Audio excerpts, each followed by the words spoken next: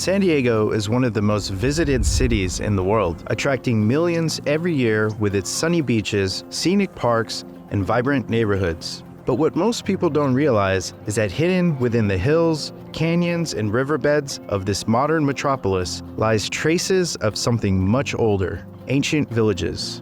Some dating back thousands of years, hidden in plain sight right beneath your feet. Where are they, and what do they look like now? Using historic maps and Google Earth, I set out to find the locations of these lost villages to show you where they are and what they look like today. The locations I found are just as surprising as they are awe-inspiring. Welcome back to Voyager.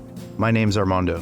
In today's episode, we're looking for hidden ancient village sites scattered across modern San Diego. We'll visit locations in modern-day Old Town, Pacific Beach, Poway, Mission Bay, and Rose Canyon. Along the way, we'll explore how these ancient people thrived for thousands of years, hunting, fishing, and mastering the seasonal cycles with a deep knowledge of the land and the heavens above. What remains of these sites today? Who lived here? And what was life like in these settlements? Let's find out. Most people know Old Town for its Mexican food, historic sites, and colorful shops. But long before it became a tourist attraction and a state park, it was home to a thriving village called Kosa'aay. It means the drying out place, and it was perfectly located along the original slope of the San Diego River. Where we're standing was the location of the river before it was diverted towards Mission Bay in the 1800s. At the time, these were the shores along the river with nothing but open land all the way to the ocean. The village had everything it needed, from freshwater springs to wetlands and hillsides full of useful plants.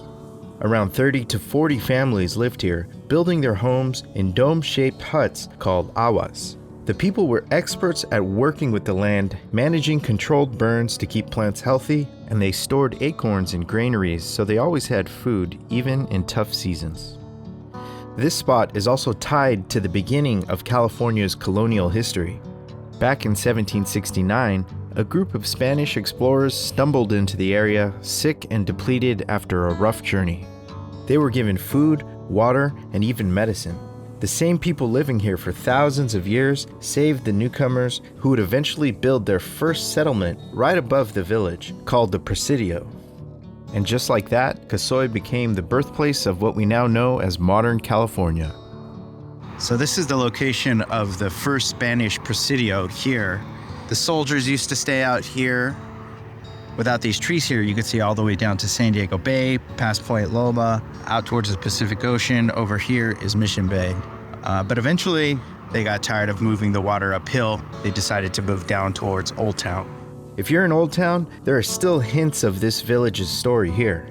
Here you can see the Kumeyaay Park, with a garden full of native plants, and there's even a market nearby that sells Kumeyaay-made products. It's not something you hear about on most tours, but it's an incredible place full of history right in plain sight. You just have to know where to look.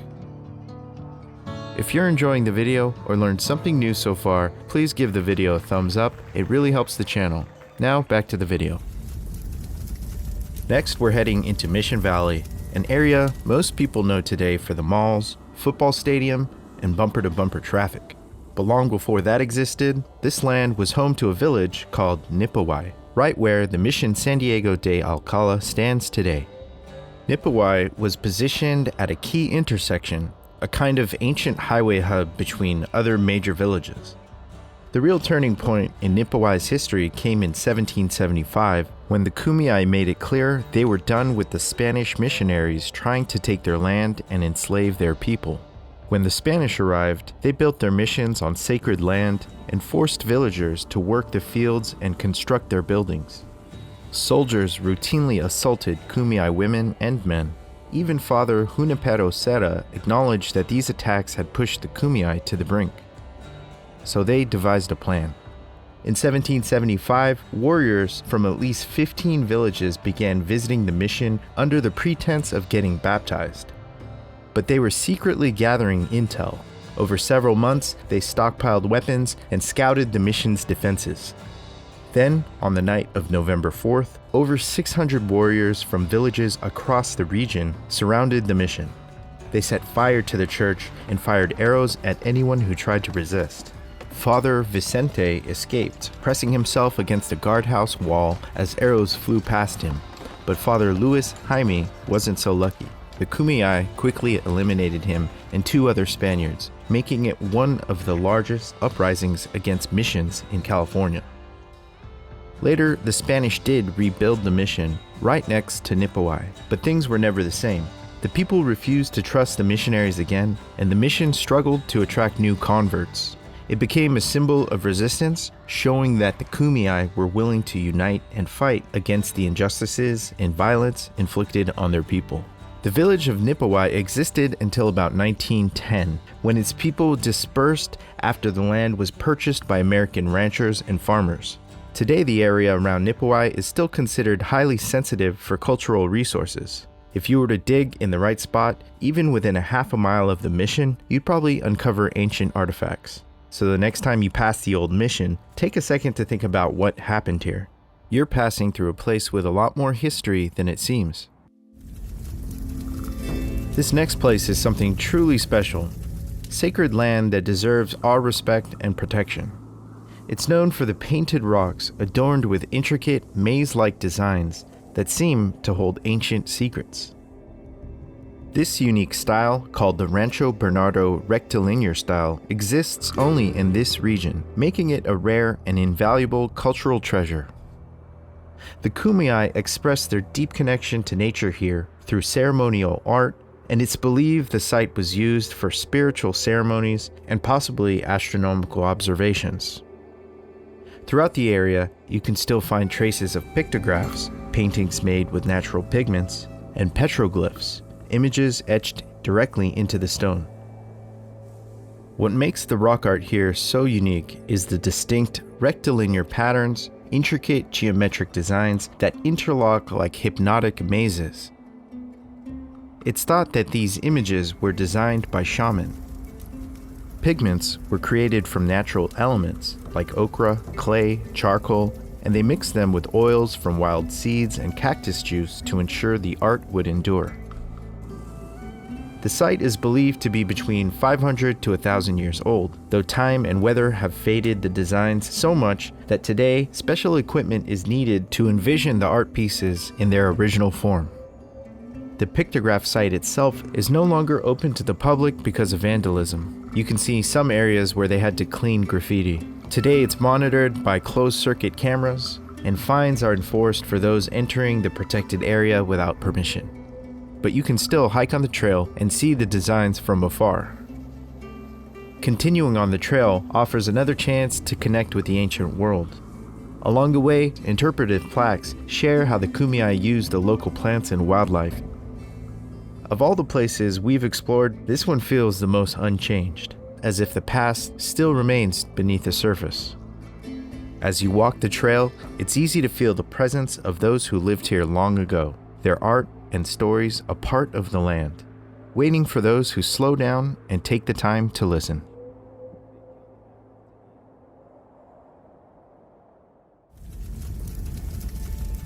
A short drive away is a village that once thrived for thousands of years.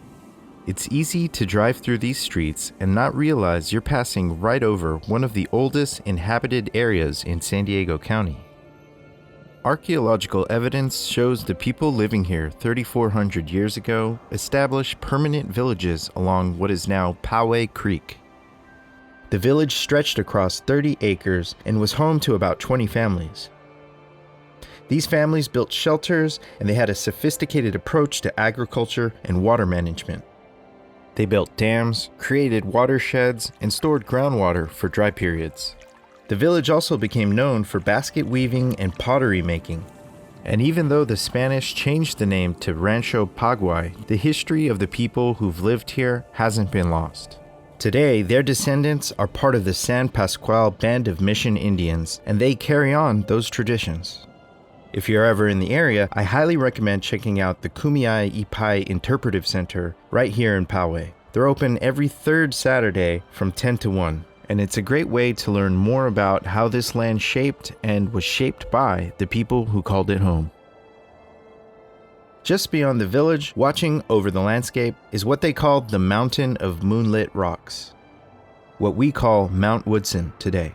The sacred mountain was believed to be where the moon came to sleep. There's even a story about a mythical rabbit associated with these rocks. These legends had a deep meaning for the people living here. There's another story about a spirit giant named Toyapai, who left his footprint on the southern slope of the mountain while traveling to the coast. We think of Mount Woodson as a hiking destination, home to the famous potato chip rock, but for the Kumeyaay, it was a place of power, filled with meaning and mythology. Following the San Diego River, connecting Mission Valley to Santee is Mission Trails Regional Park, one of the largest urban parks in the country. And near the Mission Dam along the San Diego River is what used to be the village of Senyaweche, a Kumeyaay settlement established over 1,000 years ago.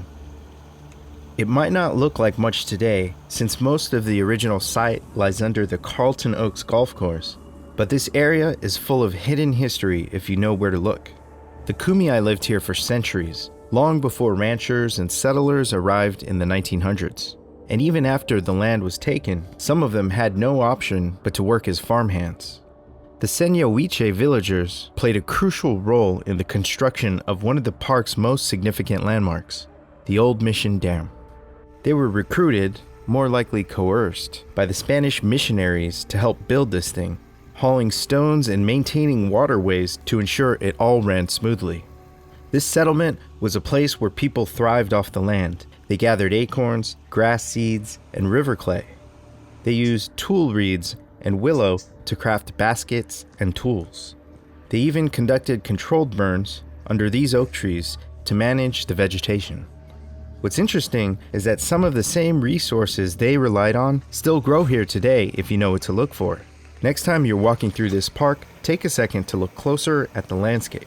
The reeds by the water, the granite grinding stones scattered along the trails, even the oak trees. They're the same elements that the Kumeyaay used to build their lives here.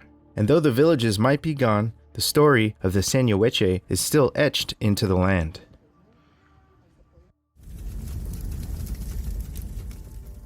Heading west along the San Diego River toward the coast, there's another ancient site in Mission Valley hidden in plain sight near a crossroad that many of us use today. Along the river, not far from the Snapdragon Stadium, where the 805 and the 8 freeway cross, are the remnants of another thriving village. If you stop for a minute and look beyond the highways, stadiums, and apartments, you'll see how the people built their community near strategic geographic intersections. It sat right along a well-established trail following the river. The ancient routes eventually became the path of the 8 freeway traveling from the beach to the desert. It follows the same trails that the Kumeyaay use for trade, hunting, and travel. And because of that, we still find traces of their villages all along the route. These trails were so important that the 8 freeway is now known as the Kumeyaay Highway. Spanish, Mexican, and American travelers all adopted the routes throughout time. It's incredible to think that the freeway that we all use was once a well-worn path used by native people for thousands of years. Next, we're stopping by a spot you've probably driven by without a second thought. The area around Rose Creek in Pacific Beach. These days, most people come here for the burgers at the In-N-Out, or they might remember the site of the old Pacific Beach Drive-In Theater right by the freeway. But before the food restaurants and movie screens, this was home to a thriving village. They settled right on the banks of Rose Creek, where it flows out of Rose Canyon into Mission Bay. Back then, the creek flowed through the canyon, and it was an ideal location for hunting, fishing, and gathering. The area was full of resources, including freshwater streams, oaks, and willows. They traveled with the seasons, camping near water holes, gathering acorns, and weaving baskets from the willow branches. But over time, things started to change. In 1769, the Portola expedition arrived, marking the beginning of European exploration in San Diego. By the 1820s, much of the land in San Diego had become Mexican ranchos. Today, the village site is mostly beneath apartments, roads, and parking lots. But if you look around and imagine the Rose Creek emerging from the canyon, flowing into the bay, you'll get a sense of how ideal this location was. And next time you're grabbing a burger or heading to the beach, take a minute to look around you. You might be on ground that's been home to people for thousands of years. About a mile north in Rose Canyon is where the village of Onap once stood. It sits in the shadow of Mount Soledad, where the 5 and 52 freeway now meet. If you think about it, it's also where two major canyons, the San Clemente Canyon and Rose Canyon, meet. Back then, water holes, streams, and oak woodlands made this spot ideal for seasonal camping and hunting. The Kumeyaay lived here along these trails. Onap was part of a larger network of villages spread across the area, with people moving between the coast and inland throughout the year. They tracked seasons and understood the movement of the sun and stars and knew exactly where to be to harvest food and make the most of the local resources. An ancient wisdom shared across generations. And in 1853, a businessman named Louis Rose purchased 650 acres here, and that area would later become known as Rose Canyon. Today, Rose Canyon Open Space Park and Marion Bear Memorial Park help preserve a little piece of that world. So if you're hiking through the area here or driving by, take a second to think about the generations of people who once called this canyon their home. These are just a few of hundreds of village sites across California. So I encourage you to get out and explore. You never know what you'll find. Thank you for joining me on this journey. If you enjoyed the video, make sure to like, subscribe, and share it with others. And next time you find yourself walking through a park, driving down the freeway, or standing by the water, take a moment to wonder what came before. There's always more to discover just beneath the surface. Thanks for watching. See you next time.